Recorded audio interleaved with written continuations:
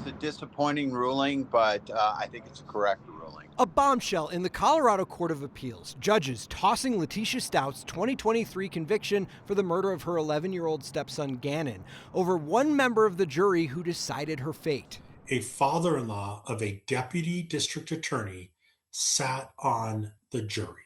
Colorado Springs defense attorney Jeremy Lowe says it's a decision other lawyers like himself expected. The law was very clear that when the elected district attorney is prosecuting the case, no family member of one of his deputies shall serve on the jury. During jury selection, this juror, described in the ruling as Juror MB, disclosed that he was the father-in-law of a deputy DA in DA Michael Allen's office. Stauch's attorneys at the time challenged the juror for cause, arguing state law prohibits someone who's related to either party from sitting on a jury. But prosecutors objected, and the judge agreed to keep Juror MB on the case. Former Denver DA Mitch Morrissey says it appears the judge had a lapse of judgment. What the judge should have done is gone to the statute and looked at it.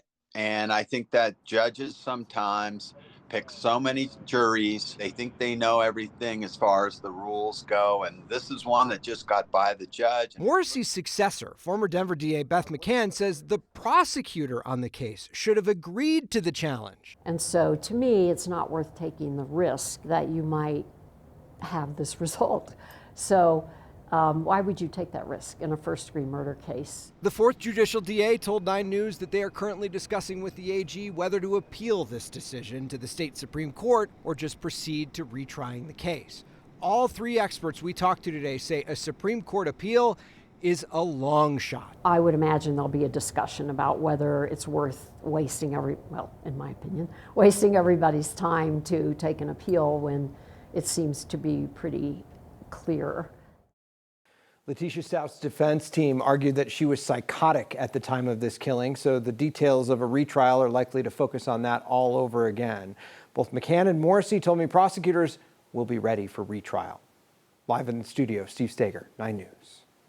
This is perplexing on so many levels because I would think that we've all covered a lot of cases, but I would think that even if you're not in the legal system, haven't covered any cases, you would scratch your head and say, why was this allowed? When you cover high-profile cases, there was a dissent in this opinion. One of the judges on the panel felt that the defense should have used their preemptory challenge to get rid of this juror. If they challenged it for cause and that was denied, that they should have taken the extra step. But several attorneys we talked to today said that's an unreasonable expectation for the defense to have to waste a preemptory challenge on someone when, the judge should have excused that juror for cause to begin with. And that was the case that it felt like it took so long to get to the actual trial itself and the amount of money and time spent on that case. And it was awful. I can't imagine what it was like to listen to that testimony and for everybody involved to hear it again and again. It was a horrific case at the time, made national headlines, took 3 years to get to court, 3 years to get that resolution for the family. Stauch's family said today they obviously are not looking forward to having to hear this all over again. They just want justice. I can't even imagine that. All right, thanks so much. Thanks, Steve.